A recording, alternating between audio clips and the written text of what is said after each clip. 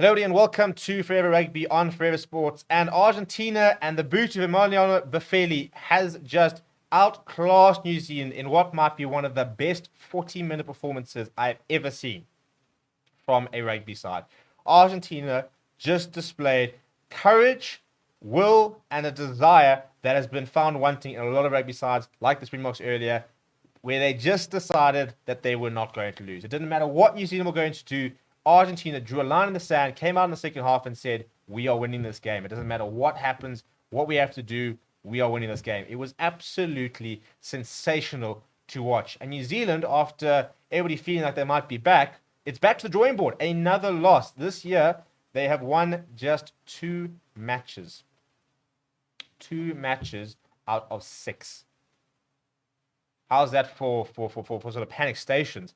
But an amazing performance by Argentina, it must be said. And New Zealand got off to a pretty good start because there was an early penalty from Argentina, from Santiago Carreras, but the reply was very good. A very impressive rolling maul. Saw Samisoni Sakawao go over in the 10th minute, but the Argentina did strike back in the 17th minute through the boot of Buffeli before Mwanga cancelled that out the 28th minute. Caleb Clark, however, went over in the 31st minute. It was a pretty well-worked try, and you sort of start to feel that that New Zealand were getting back to their best. You know, they were going from side to side, they were finding space, and they were looking very dangerous. Richie Mwanga converted that, but Emiliano Buffeli did bring the deficit down slightly just before half-time, and started off very well in the second half with an early penalty as well to make it a 3-point game. We then saw Richie Mwanga get a 3-pointer and put New Zealand sort of back in charge.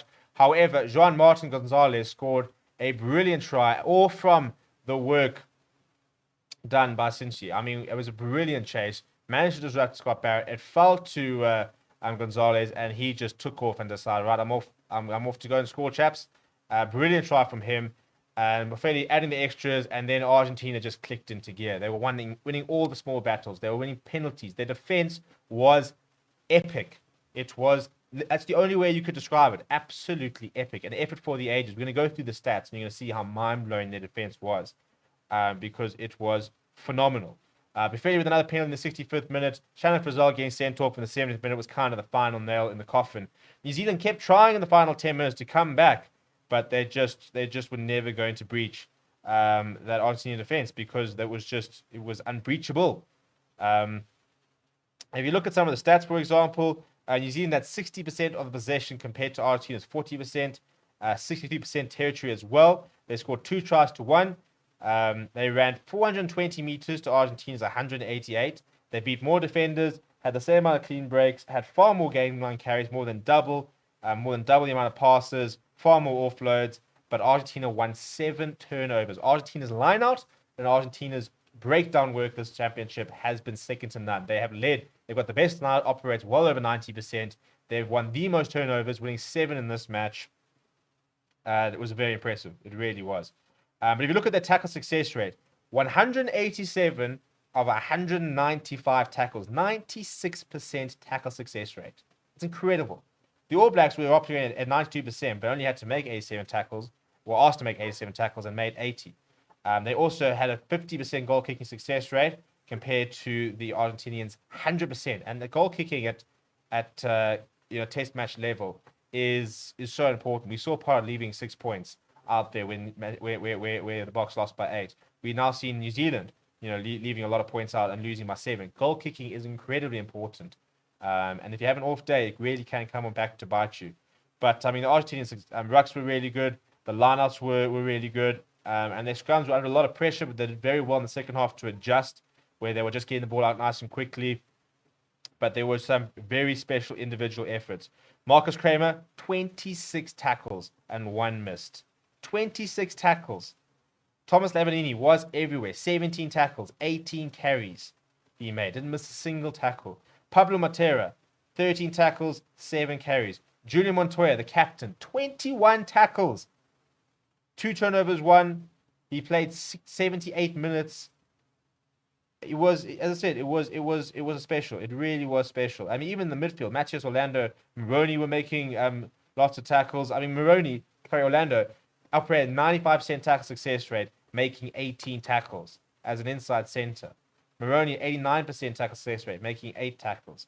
Boffelli, was brilliant off the tee. Absolutely brilliant off the tee. For New Zealand, back to the drawing board. And unfortunately, they came out, they backed the coaching staff, they said we're not in a crisis after the game. But it's hard to think that they're not, isn't it? Because if you look at their last sort of 10 results, I think they've lost 7 or 8 of them, of the last 10. I mean, it's insane if you look at their last result. If you got, the Irish series, they went down 2-1. But before that, they lost to France and Ireland in the end of year tour last year. They've lost to the Box and beat the Box. They just lost to Argentina. So they really are spiraling a little bit. And all of a sudden, the two powerhouses in South Africa and New Zealand occupy the bottom of the log, and very, very well deserved by Australia and New Zealand. If you look at the Rugby Championship log at the moment, I mean, we're absolutely nowhere between All Blacks and Springboks. So it's a very interesting shift in the dynamics. And it'll be interesting to see if either side can respond. Because if South Africa were to win next weekend and the All Blacks were to win, suddenly this Rugby Championship blows wide open again. So it's really good for World Rugby, the fact that all these teams are so close and that there have been so many different interesting results.